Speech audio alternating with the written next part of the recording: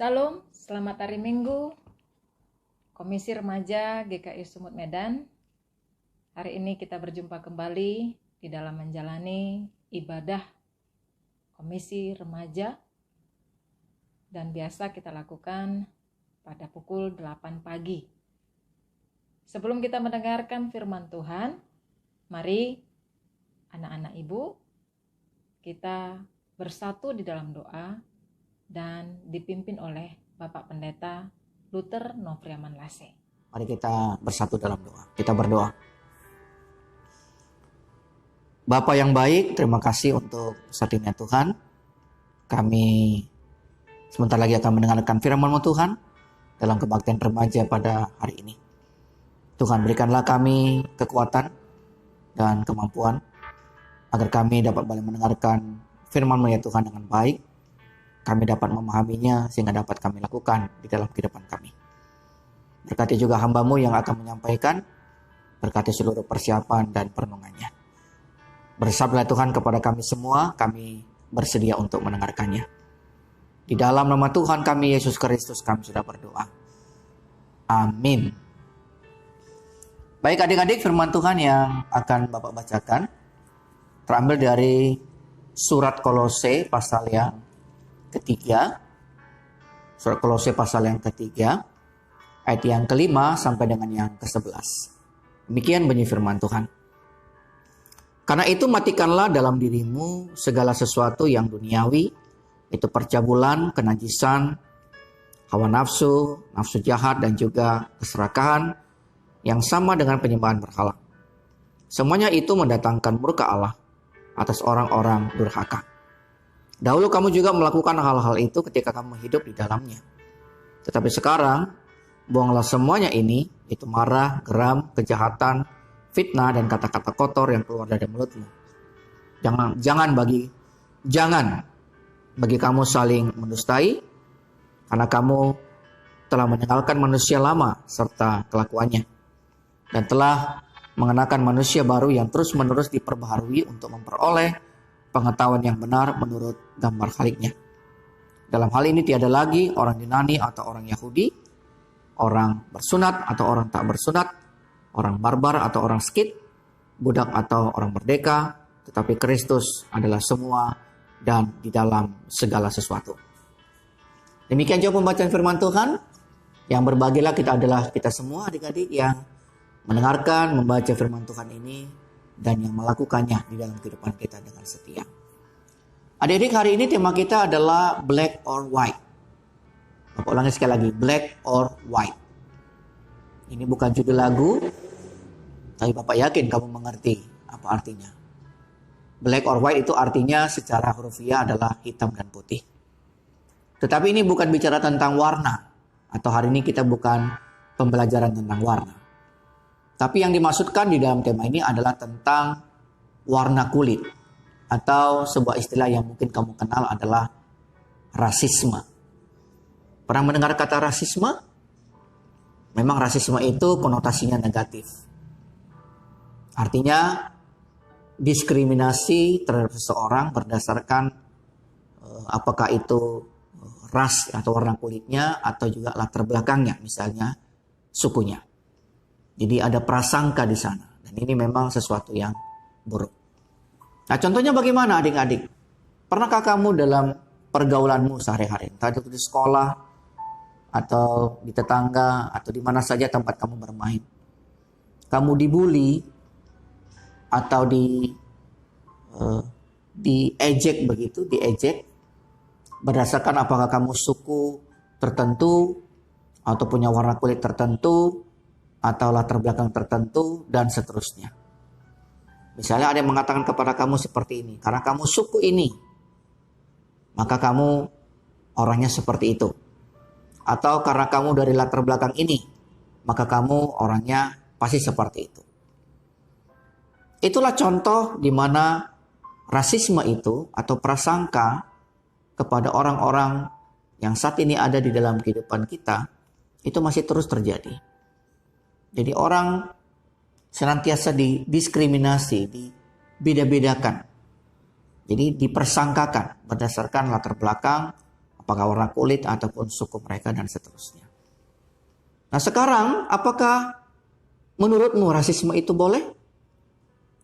Apakah hal itu tidak salah?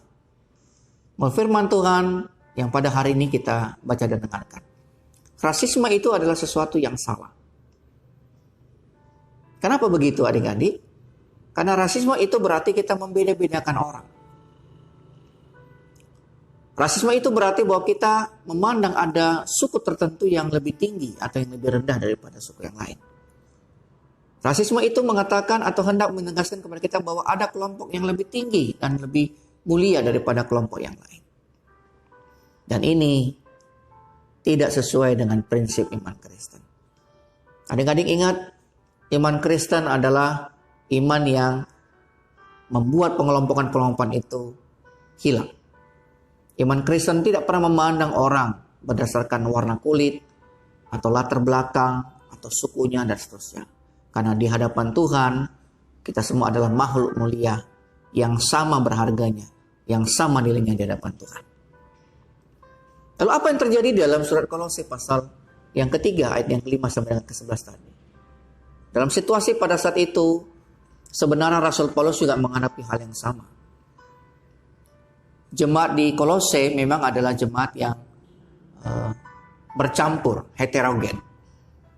Banyak dari suku-suku yang saat itu ada dan hadir sebagai jemaat. Ada orang Yahudi dan juga ada orang-orang non-Yahudi. Tadi dikatakan ada orang barbar, ada orang Skit, juga ada kelompok orang yang disebut orang merdeka, tapi juga ada kelompok budak.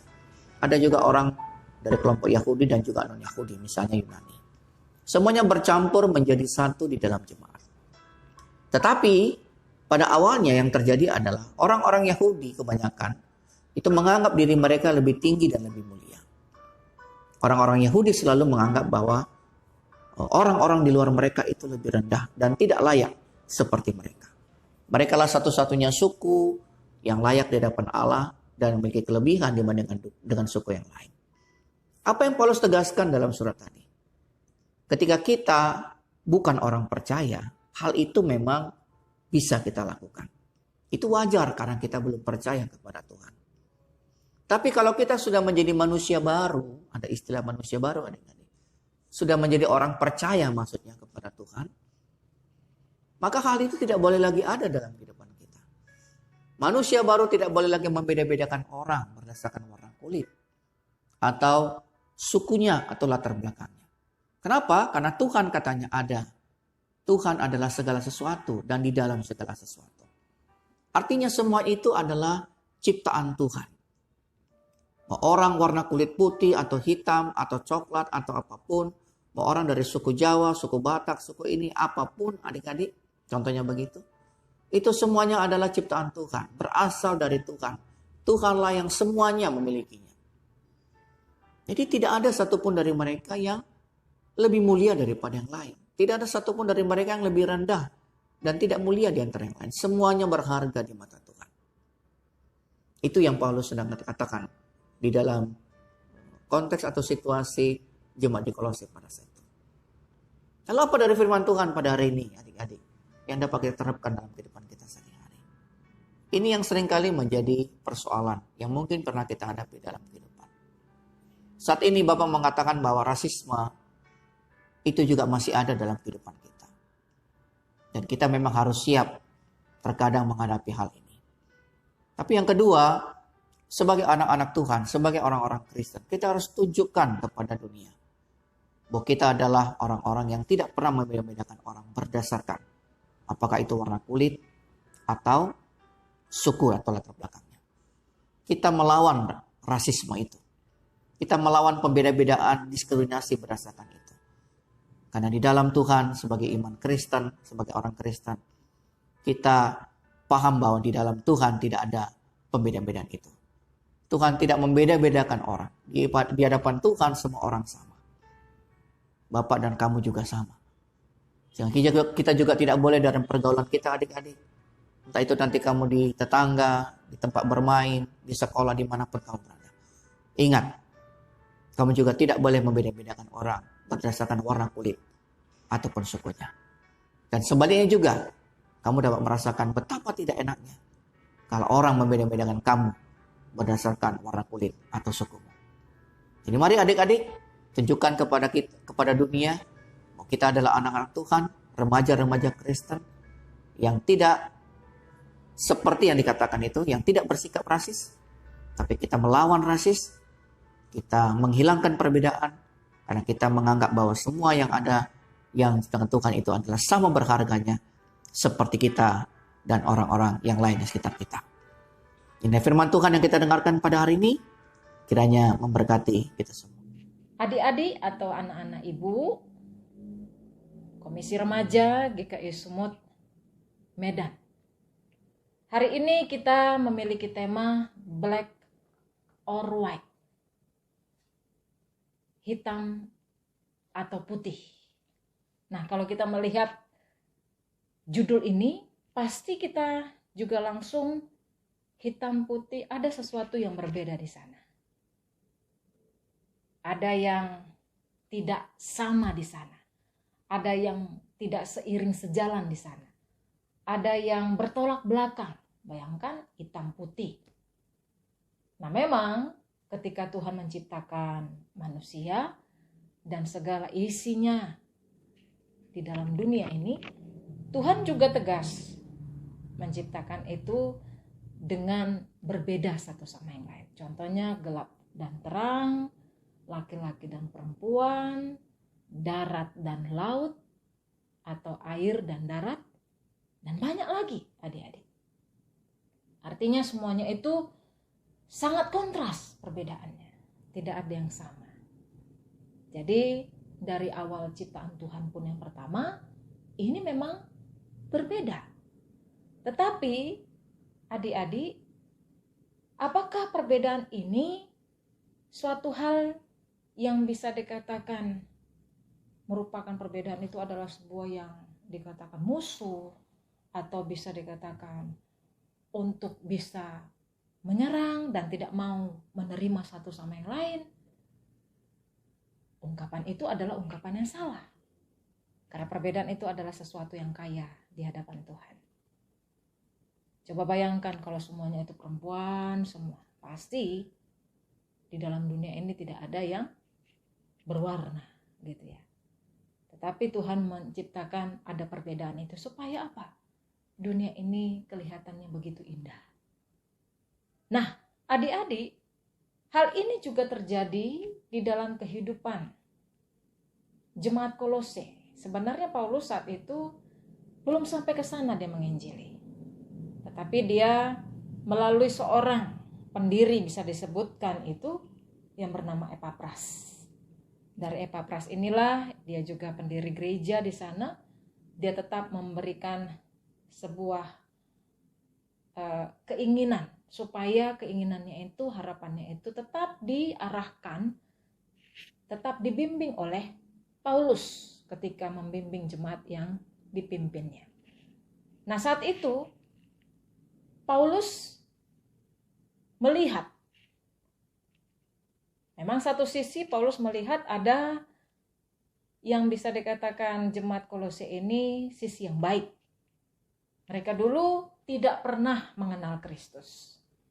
Tapi saat ini mereka mengenal Kristus. Dan situasi ini sungguh jauh berbeda. Tapi ada perubahan yang sangat kontras di sana. Mereka sungguh tekun, adik-adik, di dalam menjalani ibadah. Tapi justru dalam keadaan itu, tanpa disangka, tanpa diduga, ada saja penyusup yang masuk ke dalam jemaat Kolose itu, yang dipimpin oleh Epapras, yang menyebarkan ajaran-ajaran palsu. Bisa disebut sebagai pengajar sesat, adik-adik, atau gnostik. Nah, di sini mereka ingin menggantikan posisi Tuhan dengan menurut pandangan mereka sendiri. Apakah itu menurut pandangan mereka sendiri? Yaitu contohnya, mereka membedakan antara orang Yahudi dan Yunani, antara orang barbar dan orang Skit, antara laki-laki dan perempuan. Mereka mau membedakan itu. Tapi Paulus berkata, jangan seperti itu. Itu tidak benar.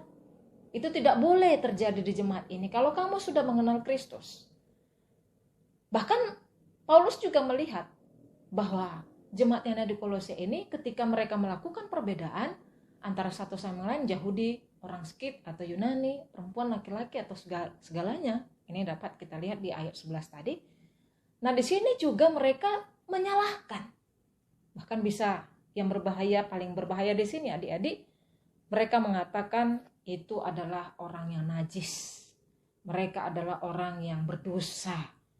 Di ayat 5 itu jelas ya. Nah, di situ mereka saling membuat tembok pemisah antara satu sama yang lain. Dan mereka memfitnah. Mereka di ayat 8 juga dikatakan di situ mereka marah, mereka geram, mereka melakukan kejahatan, bahkan mengeluarkan kata-kata kotor dari mulut mereka. Nah, Paulus berkata di ayat 9, jangan kamu saling mendustai. Kalau sudah fitnah adik-adik, kalau melontarkan kata-kata kotor, berarti dia tuh tidak senang lagi dengan orang lain. Dia pasti membela dirinya, bahwa dirinya itulah benar. Nah, menurut Paulus, kalau begitu kamu sudah memposisikan atau menggantikan Kristus itu digantikan dengan pandanganmu, pemahamanmu yang benar. Dan itu dikatakan Paulus berhala. Hati-hati adik-adik kalau kita sudah merasa benci, serakah, tidak manusiawi pekerjaan kita, sikap kita, memfitnah, melakukan kejahatan. Di situ sudah kita disebut seorang yang sudah memberhalakan apa yang menjadi keinginan kita dan sifat kita itu sendiri. Di ayat 5 jelas tuh adik-adik. Ibu lompat-lompat ya. Gak masalah ya. Dan juga keserakahan yang sama dengan penyembahan berhala. Jadi di dalam orang yang tidak senang pasti ada keserakahan, dia merasa benar di sana. Nah, Paulus berkata di saat ini, itu sudah membuat dirimu menyembah berhala. Karena itu sifat-sifat yang jelek ini yang kamu sudah agungkan. Nah, sekarang kamu itu sudah di dalam Kristus, kamu harus berbeda. Kamu harus bisa menampilkan ajaran Kristus itu seperti apa yang kamu imani, kata Paulus. Sehingga kamu juga harus mengenakan, ayat 10 jelas itu mengatakan manusia baru. Dan ini bukan hanya ketika mereka saat itu bertobat adik-adik. Saat itu bertobat mereka mengatakan, saya itu Kristen. Saya itu anak remaja GKI Sumut Medan. Saya itu gereja di GKI Sumut Medan. Jadi kalau ibadah di situ tapi tidak berubah, itu sama dengan adik-adik. Paulus berkata kembali, itu harus kamu perbarui terus menerus. Jangan di situ saja. Kebanyakan kita ketika kita mendengarkan firman Tuhan atau melakukan ibadah, saat itu kita juga berpikir bahwa apa yang kita lakukan itu sepertinya benar di hadapan Tuhan, apalagi memberikan persembahan di hadapan Tuhan itu dengan besar-besar jumlahnya. Dan kita mengatakan bahwa ini adalah ibadahku yang benar. Dia salah gitu ya. Teman-teman saya salah begitu. Karena dia tidak memberikan persembahan syukur itu kepada Tuhan melalui gerejanya. Tidak dengan jumlah besar. Loh, Tuhan juga pernah berkata adik-adik. Hati yang remuk itu ketika kamu serahkan kepada Tuhan di dalam mezbahnya itu sebagai korban yang harum di hadapan Tuhan. Dan itu adalah ibadahmu yang sejati. Itu korban yang benar. Korban yang disenangi oleh Tuhan. Nah, kebanyakan jemaat di Kolose ini demikian adik-adik. Mereka membandingkan satu sama yang lain. Sama seperti tema kita tadi. Yaitu black or white. Ada perbedaan yang kontras di sana. Tapi Paulus mau menyeragamkan, mau merangkul. Bahwa kamu itu adalah sama di hadapan Tuhan. Tidak ada perbedaan satu sama yang lain. Karena di dalam Kejadian 1:26 kita itu diciptakan dengan segambar dengan Allah. Dan semua manusia dalam dunia ini yang sudah berdosa pun itu diselamatkan bukan untuk satu orang saja. Seluruh dunia Tuhan datang untuk menebus dosa kita semuanya. Jadi semua di hadapan Tuhan adalah sama.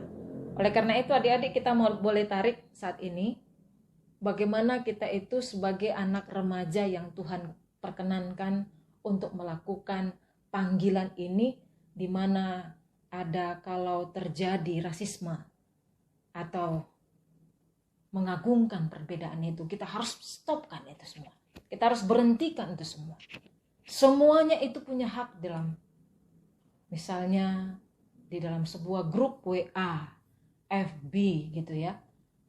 Ada orang yang mengomentari di dalam WA yang kita berikan. Ketika dia tidak sepaham dengan kita, terkadang dia itu kita sisihkan. Itu ada adik-adik, itu terjadi. Dan dia kita anggap sebagai pengkhianat. Itu tidak boleh masuk ke dalam situasi ini. Itu tidak benar, itu harus dikeluarkan dari kelompok kita. Nah, ini rasisme adik-adik. Banyak seperti itu terjadi. Coba kita bayangkan, ada orang yang membedakan kita dengan mereka. Bagaimana perasaan kita? Pasti begitu sakit. Ada orang, mungkin adik-adik pernah bergaul di lingkungan yang berbeda agama atau iman kita, yang tidak sepaham dengan kita. Pasti itu semua terjadi, ada perbedaan. Mereka lebih diagungkan daripada kita. Terkadang kita tuh disisihkan adik-adik. Ya kalau adik-adik bisa sekolah di tempat Kristen itu enak sekali. Tapi kalau di tempat yang berbeda, misalnya ada sekolah swasta, pasti ada perbedaan yang sangat menonjol di sana. Tapi jangan takut adik-adik. Kita mulai harus dari diri kita sendiri. Stoplah rasisme itu, perbedaan-perbedaan itu, karena Tuhan kita sudah melihat kita itu sama, karena Tuhan sudah memperbaiki kehidupan kita sebagai manusia baru, maka kita harus melihat orang bahwa itu adalah gambaran Tuhan yang harus kita terima dengan keadaannya. Kiranya Tuhan memberkati kita untuk memahami firman Tuhan kali ini. Amin. Mari kita bersatu dalam doa. Tuhan Yesus, kami bersyukur Tuhan karena firman-Mu mengajari kami supaya menolak, memberhentikan rasisme di dalam kehidupan sekitar kami. Kami tidak mau Tuhan untuk dipengaruhi, tapi kami mau menjadi manusia baru yang sudah Tuhan jadikan, ciptakan. Engkau sudah menerima kami Tuhan. Dari ketidaklayakan kami menjadi orang yang benar di hadapan-Mu. Dan ini menjadi dasar kami Tuhan untuk menerima orang lain. Bahwa di hadapan-Mu sama, dan kami juga harus menerima sesama kami karena kami sama-sama adalah gambaran Allah. Terima kasih Tuhan buat firman-Mu. Terpuji dan termulialah Engkau. Dalam nama Tuhan Yesus kami berdoa dan mengucap syukur, dan mari kita sama-sama berdoa doa Bapa kami. Bapa kami yang di sorga, dikuduskanlah nama-Mu, datanglah kerajaan-Mu, jadilah kehendak-Mu di bumi seperti di sorga. Berikanlah kami pada hari ini makanan kami yang secukupnya, dan ampunilah kami akan kesalahan kami, seperti kami juga mengampuni orang yang bersalah kepada kami. Dan jangan bawa kami ke dalam pencobaan, tetapi lepaskanlah kami daripada yang jahat, karena Engkau yang punya kerajaan dan kuasa dan kemuliaan sampai selama-lamanya. Amin. Terimalah berkat Tuhan, anugerah daripada Allah Bapa dan kasih sayang Yesus Kristus dalam persekutuan Roh Kudus, kiranya memberkati kehidupan anak-anak remaja GKI Sumut Medan dimanapun berada, mulai dari saat ini sampai selama-lamanya. Amin. Bapa terima kasih, kita nyanyikan. Bapa terima kasih, Bapa terima kasih, Bapa di dalam surga, ku berterima kasih.